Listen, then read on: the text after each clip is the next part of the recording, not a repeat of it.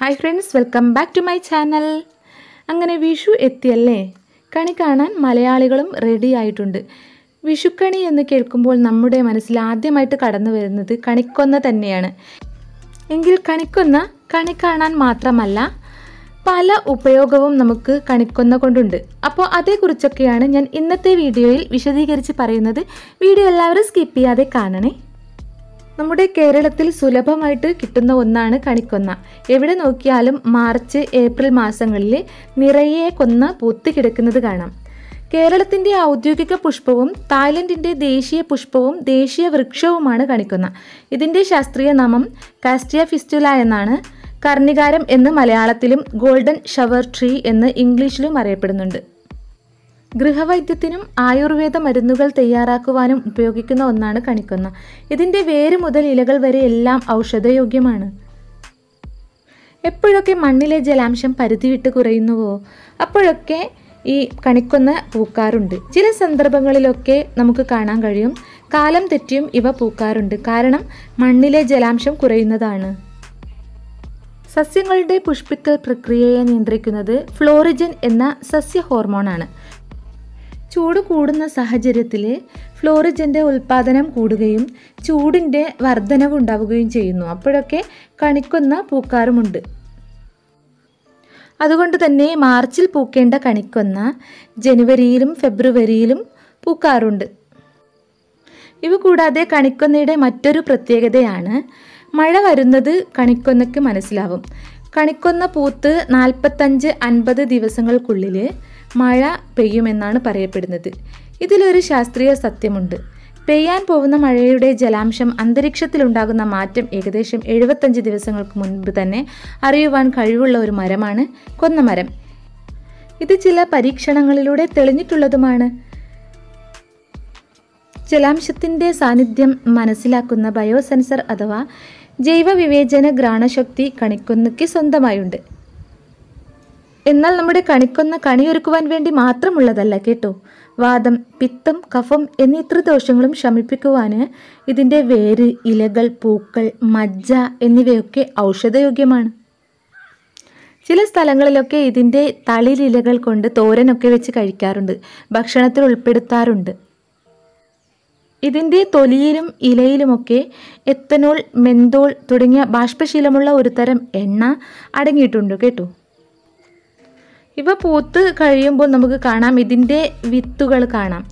ഇതിൻ്റെ മരത്തിൽ തന്നെ കായകളിങ്ങനെ കാണാം. അതിൽ ബ്രൗൺ കളറിലുള്ള വിത്തുകൾ കാണാം. വടക്കു കിഴക്കൻ ഇന്ത്യയിൽ പുകയിലയുടെ രുചി വർദ്ധിപ്പിക്കുവാൻ ഇതിൻ്റെ ഫലത്തിനുള്ളിലെ പൾപ്പ് ഉപയോഗിക്കാറുണ്ടത്രേ. കൊന്നമരത്തിൽ കൊതുകിൻ്റെ സാന്നിധ്യം നശിപ്പിക്കുന്ന ജൈവ വസ്തുവായ ആസിഡിൻ്റെ സാന്നിധ്യമുള്ളതിനാൽ ഇത് നല്ല ഒരു കൊതുകുനാശിനി കൂടിയാണ്.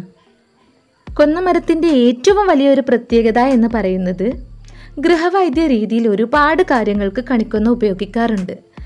കൊന്നപ്പൂവിൻ്റെ നീരിൽ രക്തചന്ദനം അരച്ച് പുരട്ടുന്നത് വെള്ളപ്പാണ്ടിനെ മാറ്റുവാൻ സഹായിക്കുന്നു.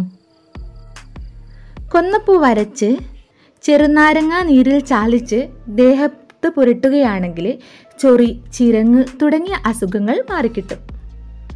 കണിക്കൊന്നയുടെ തളിരിലയും ഉള്ളിയും തേനും ചേർത്ത് അരച്ച് പുരട്ടുകയാണെങ്കിൽ ചുണങ്ങ് മാറിക്കിട്ടും. കൊന്നയുടെ തൊലി, നെല്ലിക്ക, താനിക്ക, കടുക്ക, മുന്തിരിങ്ങ എന്നിവ കഷായം വെച്ച് സേവിക്കുകയാണെങ്കിൽ മൂത്രത്തിലെ ദുർഗന്ധം ശമിപ്പിക്കും.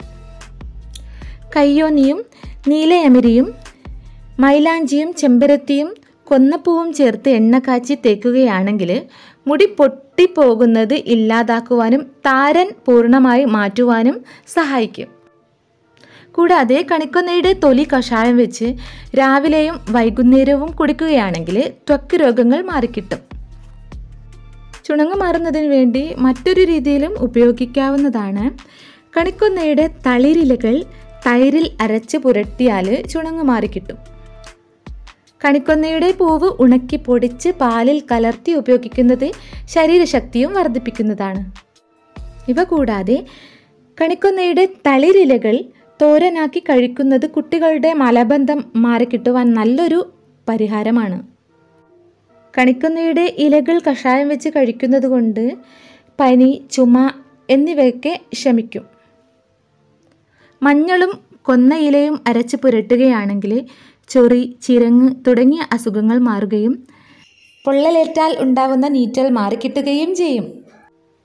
കൊന്നപ്പൂവിൻ്റെ ഇതളുകൾ മാത്രമെടുത്ത് കണ്ണിന് പുറമേ വെച്ച് കെട്ടി കിടന്നുറങ്ങുകയാണെങ്കിൽ ചെങ്കണ്ണ്, കണ്ണ് ചൊറിച്ചിൽ, കണ്ണിൽ നിന്നും വെള്ളം വരിക തുടങ്ങിയ പ്രശ്നങ്ങൾക്കൊക്കെ പരിഹാരമാണ്.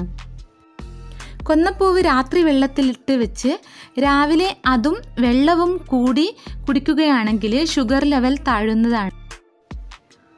കണിക്കൊന്നയുടെ തൊലി ചെത്തിയിട്ട് വെള്ളം തിളപ്പിച്ച് അതുകൊണ്ട് കുഞ്ഞുങ്ങളെ കുളിപ്പിക്കുകയാണെങ്കിൽ കരപ്പനൊക്കെ മാറ്റുവാൻ പറ്റും. കണിക്കൊന്ന പട്ടയിട്ട് തിളപ്പിച്ച വെള്ളം കൊണ്ട് മുറിവ് കഴുകുകയാണെങ്കിൽ മുറിവൊക്കെ പെട്ടെന്ന് തന്നെ ഉണങ്ങിക്കിട്ടും. കണിക്കൊന്നയുടെ ഇല അരച്ച് കാലിൽ പുരട്ടിയാൽ കാലിലുണ്ടാവുന്ന വളംകടി, പുഴുക്കടി തുടങ്ങിയവയൊക്കെ മാറിക്കിട്ടും. ഗൃഹവൈദ്യ രീതിയിൽ ഇങ്ങനെയൊക്കെ നമുക്ക് കണിക്കൊന്ന ഉപയോഗിക്കാവുന്നതാണ്. ഇല പൊഴിക്കുന്ന മരമാണ് കണിക്കൊന്ന. കൊടും വേനലിന് തൊട്ട് മുൻപ് പൂവിടുകയും കാലവർഷമാകുമ്പോഴേക്ക് കായ്കൾ വിത്ത് വിതരണത്തിന് തയ്യാറാവുകയും ചെയ്യും. വേനൽക്കാലത്തിൻ്റെ ആരംഭത്തോടെ കൊന്ന ഇലകൾ പൊഴിക്കും. കൊന്നകളൊക്കെ ഇലകൾ പൊഴിച്ചിടും. വെറും മരത്തിൽ പൂക്കൾ ഇങ്ങനെ നിറഞ്ഞു നിൽക്കുന്നത് കാണാം. ഇലകളൊന്നും അങ്ങനെ കാണില്ല. അതല്ലേ കണിക്കൊന്ന. ഇന്ത്യയിലുടനീളം കണ്ടുവരുന്ന ഒരു മരമാണ് കൊന്നമരം. പ്രത്യേകിച്ച് തണൽമരമായിട്ടൊക്കെയാണ് നമ്മൾ വളർത്തുന്നത്. പ്രധാനമായിട്ടും നമ്മൾ വിഷുവിനാണ് ഇത് ഉപയോഗിക്കുന്നത്. കണിക്കൊന്ന പൂത്ത് നിൽക്കുന്നത് കാണുമ്പോൾ തന്നെ വിഷു വരാറായി എന്ന് നമുക്ക് മനസ്സിലാവും. അത്രത്തോളം കേരളീയർക്ക് പ്രിയപ്പെട്ടതാണ് കൊന്നമരം.